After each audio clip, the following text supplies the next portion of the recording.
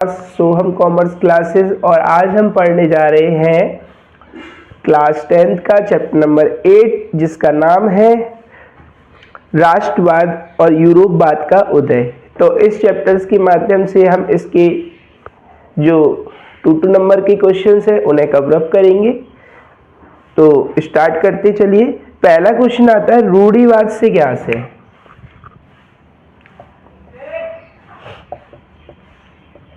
रूढ़िवाद से क्या अर्थ है। तो अपन बोलेंगे रूढ़िवाद एक ऐसा राजनीतिक दर्शन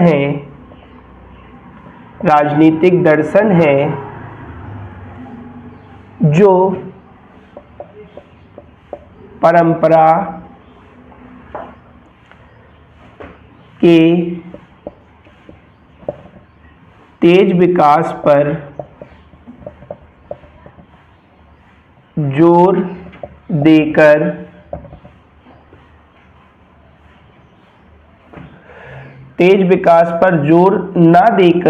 जोर देकर धीरे धीरे विकास पर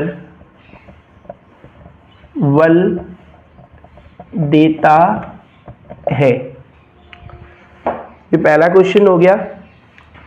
एक बार रिपीट कर रहा हूं, रूढ़िवाद से क्या है। रूढ़िवाद एक ऐसा राजनीतिक दर्शन है जो परंपरा के तेज विकास पर जोर न देकर धीरे धीरे विकास पर जोर देता है। सेकंड क्वेश्चन आता है उदारवाद का अर्थ बताइए।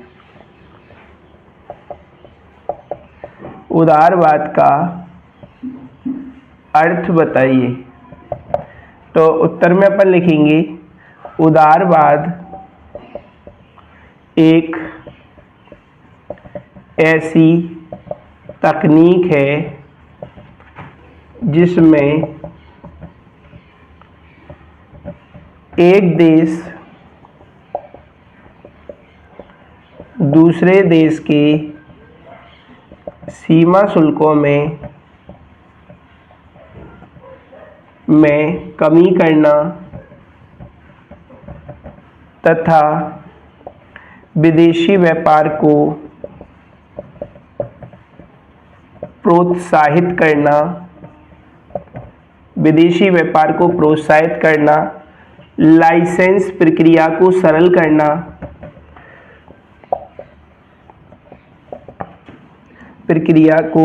करना उदारीकरण नीति के तहत आता है। उदारीकरण नीति के तहत आता है। ये सेकंड क्वेश्चन कंप्लीट हो गया अपना। तीसरा देखें।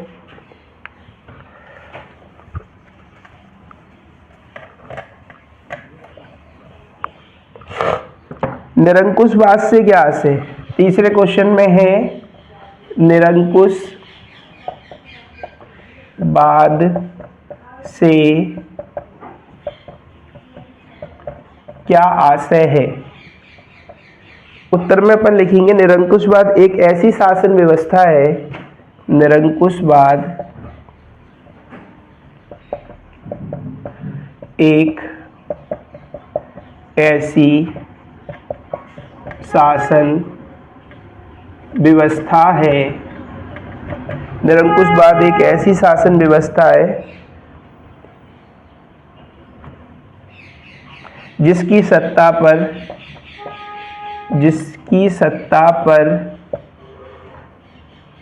किसी प्रकार का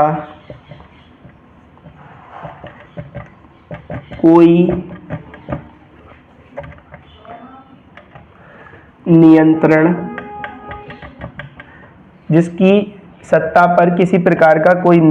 नहीं होता है।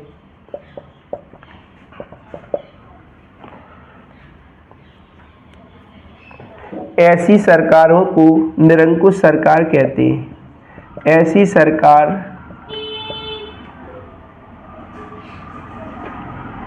ऐसी राजशाही सरकार, ऐसी राजशाही सरकार को निरंकुश सरकार कहा जाता है, निरंकुश सरकार कहा जाता है। जो अपने निर्णय लेने के लिए स्वतंत्र है, उसे किसी के दबाव पर रहना पसंद नहीं होता, वह स्वयं निर्णय लेकर कल्याणकारी काम करे या अकल्याणकारी, दोनों को इसमें शामिल किया जाता है। अगले क्वेश्चन की ओर बढ़ते हैं अपन।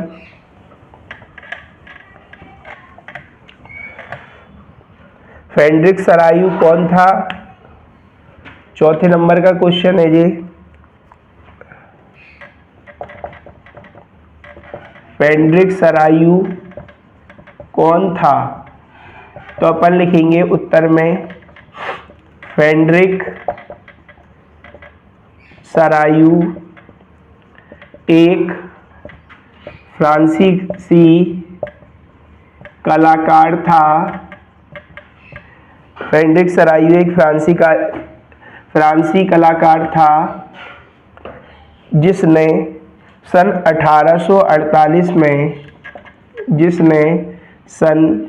1848 में 4 चित्रों की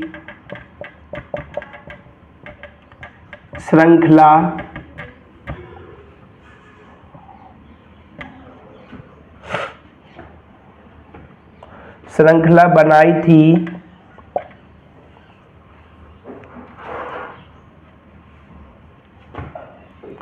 इसने उसमें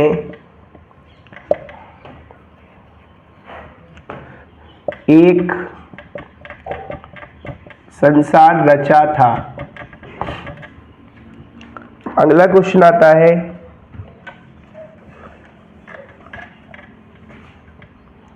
पांचवा, जनमत संग्रह का अर्थ बताइए। जनमत संग्रह का अर्थ बताइए। जनमत संग्रह एक प्रत्यक्ष मतदान की प्रक्रिया होती है। जनमत संग्रह एक प्रत्यक्ष मतदान की प्रक्रिया होती है जिसके जरिए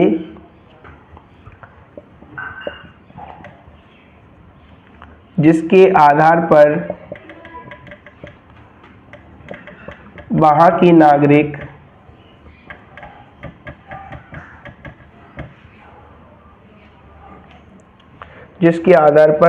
वहाँ के नागरिकों को प्रस्ताव स्वीकार व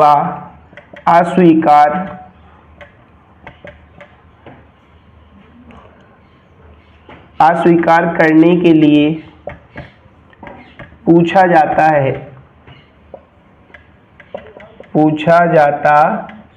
है। छठवां क्वेश्चन देखें।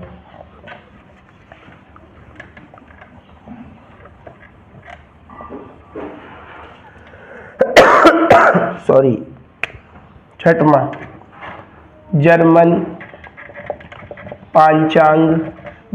पांचांग को कब और किसने डिजाइन किया? कब और किसने डिजाइन किया? जर्मन पांचांग के मुख्य पृष्ठ पर, उत्तर में लिखेंगे जर्मन पंचांग के मुख्य पृष्ठ पर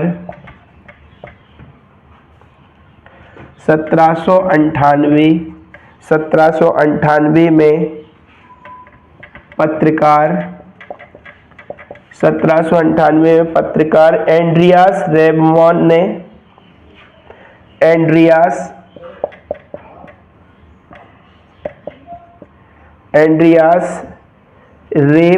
ने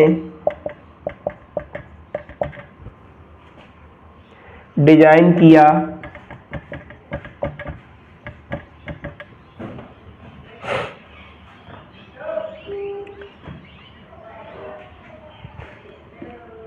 7वां क्वेश्चन देखें।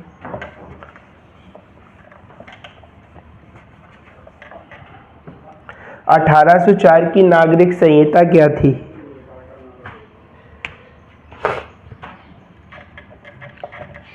अठारह सौ चार की नागरिक संहिता क्या थी? उत्तर में अपन लिखेंगे 1804 की नागरिक संहिता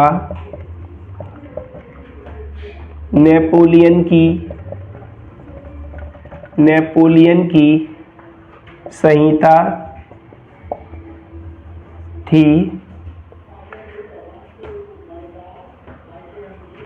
जिसमें नागरिकों की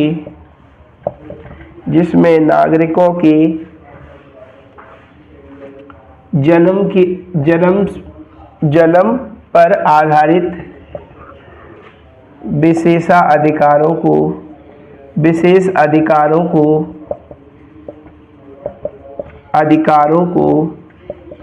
समाप्त कर दिया था। अगला क्वेश्चन लिखें।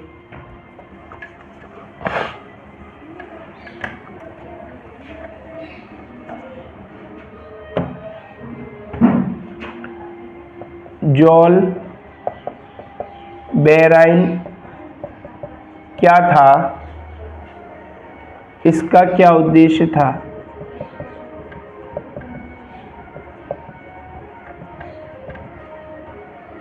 ये 9 नंबर का क्वेश्चन है बेटा, 8 नंबर का, सॉरी।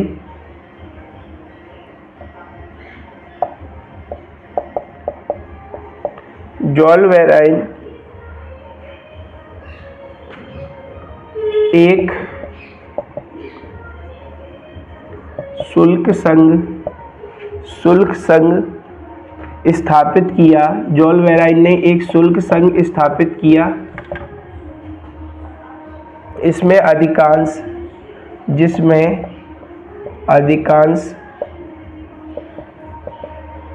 अधिकांश जर्मन राज्य स्थापित जर्मन राज्यों को शामिल किया गया। जर्मन राज्य को शामिल किया गया। जर्मन राज्यों को शामिल किया गया। इस संघ ने शुल्क अवरोधों को समाप्त कर दिया। इस संघ ने शुल्क अवरोधों को समाप्त कर दिया।